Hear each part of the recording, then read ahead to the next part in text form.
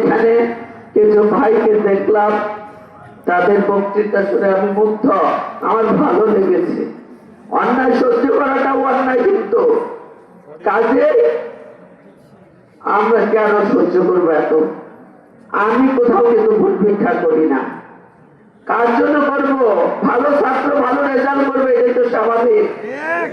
যারা তার জীবন যৌবন সমস্ত কিছু দিয়ে দিল আমার তার স্ত্রী সন্তানকে বঞ্চিত করে, তাহলে তার জন্য কেন ভোট ভিক্ষা করবো? আপনাদের সাথে শুধু আমার দেখা করতে এসেছি, আমি শুধু শেয়ার করতে এসেছি কিছু কথা।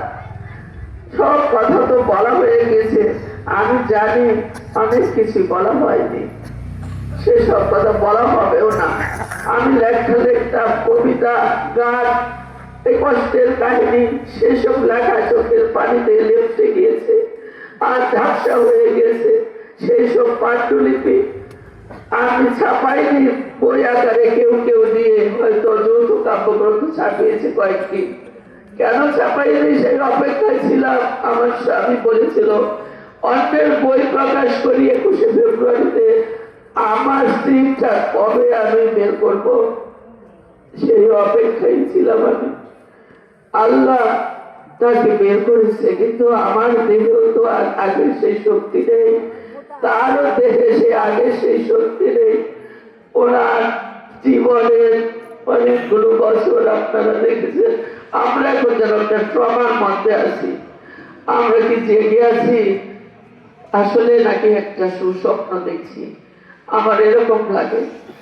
আমার এই যে কয়দিন যাবৎ ঘুরছি, কষ্ট হচ্ছে, পা ফুলে গিয়েছে, কিন্তু তবুও মনে হচ্ছে আমি এত ভালোবাসা রেখে ওই ঢাকায় গিয়ে কিভাবে থাকবো। এই যে ভালোবাসা, আপনাদের এই ভালোবাসার ঋণ আমি কিভাবে শোধ করবো জানি না। আপনারা ক্ষমা করে দেবেন আমাদেরকে। আপনাদের জন্য তেমন কিছুই করতে পারিনি, শুধুমাত্র তাকেই উৎসর্গ করেছি।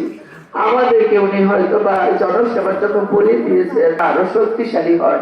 হযরত ইউসুফ আলাইহিস সালামকে আল্লাহ যেভাবে জেলখানায় রেখে তার আগে কুয়ায় ফেলে তাকে রক্ষা করেছেন, পরবর্তীতে বাদশাকে স্বপ্ন দেখিয়ে সেই স্বপ্নের ব্যাখ্যাকারী হযরত ইউসুফ আলাইহিস সালামকে জেল থেকে বের করে, তারপর তার অপবাদ বোঝানোর পর অবশ্য বের করে তাকে উপযুক্ত মর্যাদা আসীন করেছেন।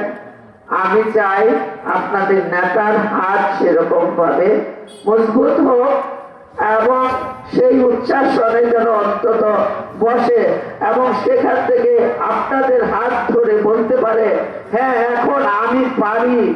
আগে যেগুলো পারিনি, 17 বছর যেগুলি তোমরা আমার সেবা থেকে বঞ্চিত হয়েছে, সেবা করতে পারিনি, আমাকে দূরে সরিয়ে রেখেছিল, এখন বলো কার কি করতে হবে। আমার কার কি চাকরি হয়নি, কারকে ঘুষ দিয়ে চাকরি নিতে হয়েছে এতদিন, এখন যেন সে চাকরি আর না করতে হয়। ঘুষ দিয়ে যদি আপনারা অবৈধ টাকা দিয়ে খেত কিনেন, সেইখানে যদি ধান বুনেন, সেটা খেয়ে যদি দোয়া করেন, আল্লাহ কি কবুল করবে?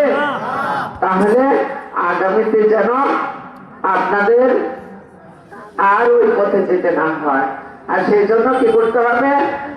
আগামী যারা শিশু, কিশোর, যুবক, তরুণ, যাদের চাকরির বয়স আছে, তারা বেশি করে বই পড়বে, বেশি করে পড়াশোনা করবে এবং চাকরি পরীক্ষায় তোমাদের উত্তীর্ণ হতে হবে। তবে তারপর নেতার সাথে দেখা করবে। এই যে শুধু আগের থেকে আমার এই ছেলেটার চাকরি লাগবে, মেয়েটার চাকরি লাগবে, এগুলো বলে তার কিন্তু মূল্যবান সময় না। তার হায়াত আর কয়দিন আছে বলে? আগামীতে জানি না 5 বছর পর আমরা বাঁচবো কিনা, বা কে বাঁচবো কে বাঁচবো না। কাজে ওরা যে ওই যে বোনেরা সংসারের জন্য চলে গেছে, সবার প্রতি আমার সালাম রইল আমার পরিবারের পক্ষ থেকে। আর আমার সালাম পৌঁছে দেবেন যারা এখানে উপস্থিত নাই তাদেরকেও, এবং আগামীতে যেন ছাত্র